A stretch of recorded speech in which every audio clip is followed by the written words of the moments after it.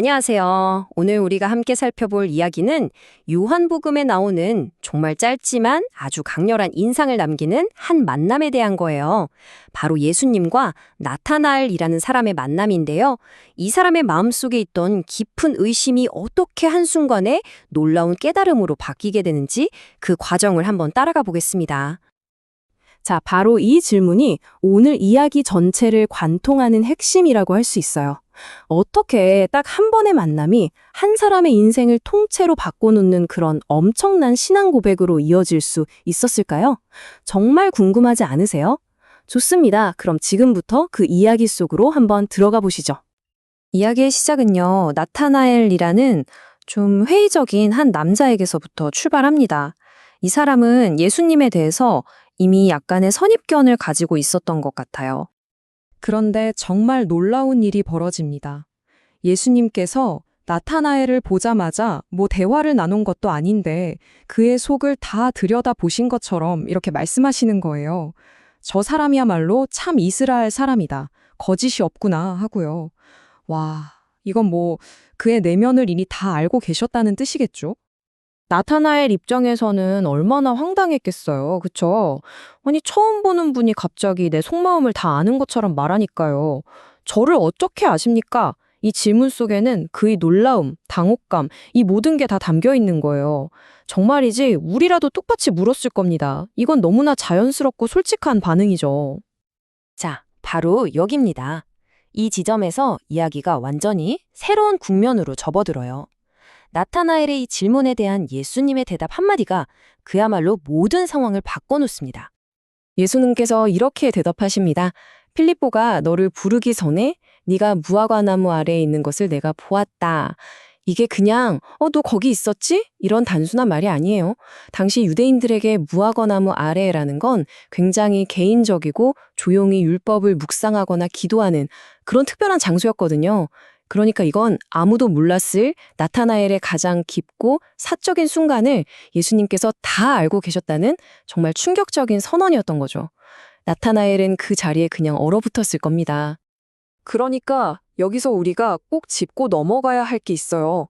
예수님께서 보여주신 건 그냥 눈이 좋아서 멀리 있는 걸 본 그런 차원의 이야기가 아니라는 겁니다.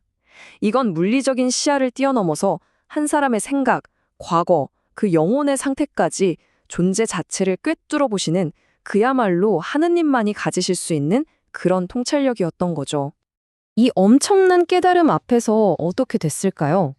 나타나엘의 마음속에 있던 모든 의심, 모든 선입견이 정말 거짓말처럼 눈 녹듯이 싹 사라져버립니다.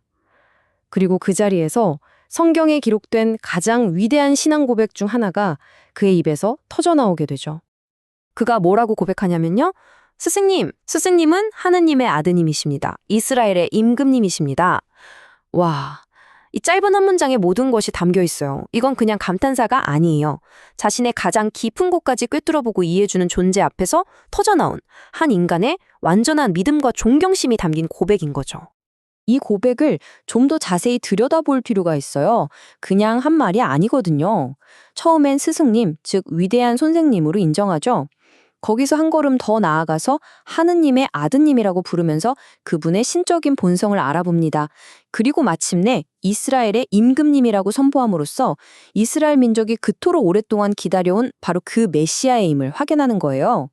정말 점진적이면서도 완전한, 신학적으로도 아주 깊이 있는 고백인 셈입니다. 그래서 이 이야기가 우리에게 주는 정말 중요한 메시지가 바로 이겁니다. 보세요. 나타나엘은 처음엔 분명히 의심이 많았어요. 하지만 그의 마음은 진실했죠. 거짓이 없었어요. 예수님께서는 그의 완벽한 믿음이 아니라 바로 그 거짓 없는 진실한 마음을 귀하게 보신 겁니다. 그러니까 모든 위대한 믿음의 시작은 바로 이 진실함에서부터 출발한다는 걸 보여주는 거죠. 자, 그럼 이렇게 위대한 고백을 했으니 이야기가 끝났을까요? 아닙니다. 예수님께서는 나타나엘의 고백을 물론 기쁘게 받으셨지만 이게 끝이 아니야. 이건 단지 시작일 뿐이야. 라고 말씀하십니다. 이렇게 말씀하세요. 네가 무화과나무 아래에 있는 걸 봤다고 해서 나를 믿느냐? 앞으로는 그것보다 훨씬 더 큰 일을 보게 될 것이다. 이 약속은 뭐냐면요. 나타나엘이 지금 경험한 이 놀라운 순간이 그냥 일회성 이벤트로 끝나는 게 아니라는 거예요. 오히려 이것을 시작으로 앞으로 펼쳐질 신앙의 여정은 비교도 안 될 만큼 훨씬 더 위대하고 놀라울 거라는 예고편 같은 거죠. 그렇다면 예수님께서 약속하신 그 더 큰 일이라는 건 도대체 뭘까요? 이제 예수님의 마지막 약속이 나옵니다.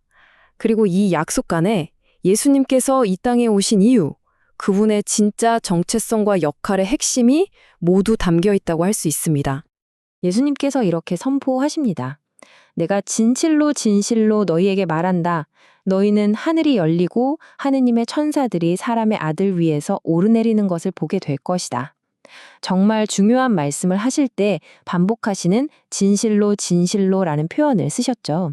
이건 이 이야기 전체에, 아니 복음서 전체의 열쇠와도 같은 말씀이에요.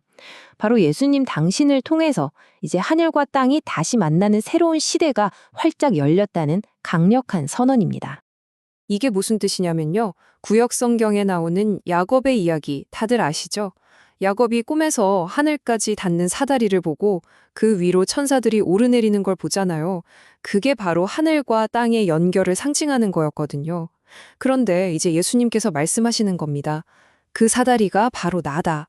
이제 나를 통해서 하늘과 땅이 연결된다. 즉 예수님 당신 자신이 하느님과 우리 인류를 잇는 유일하고도 살아있는 길이자 통로라는 엄청난 선언을 하고 계신 거죠.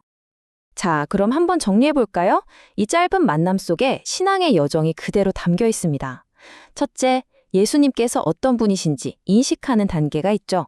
나타나엘처럼 그분의 신적인 능력을 깨닫는 순간입니다. 둘째, 그 깨달음의 진실한 마음으로 고백하며 응답하는 단계입니다. 그리고 마지막으로 그 고백을 통해 더 큰 일들, 즉 예수님을 통해서 하느님과 깊이 교감하고 소통하는 체험의 단계로 나아가게 되는 거죠. 인식, 고백, 체험, 이 세 단계가 바로 믿음의 길인 셈입니다. 이제 마지막으로 여러분 각자에게 이 질문을 한번 던져보고 싶습니다. 우리 각자의 삶에도 무화과나무 아래와 같은 순간이 있지 않을까요? 아무도 몰라줄 거라고 생각했던 나의 가장 깊은 고민, 기도, 그 모든 것을 하느님께서는 이미 다 보고 계시고 알고 계신다고 느껴지는 바로 그 순간 말입니다. 어쩌면 그 순간이야말로 나타나엘처럼 우리의 진짜 믿음이 시작되는 우리만의 무화과나무 아래가 아닐까 생각해 봅니다.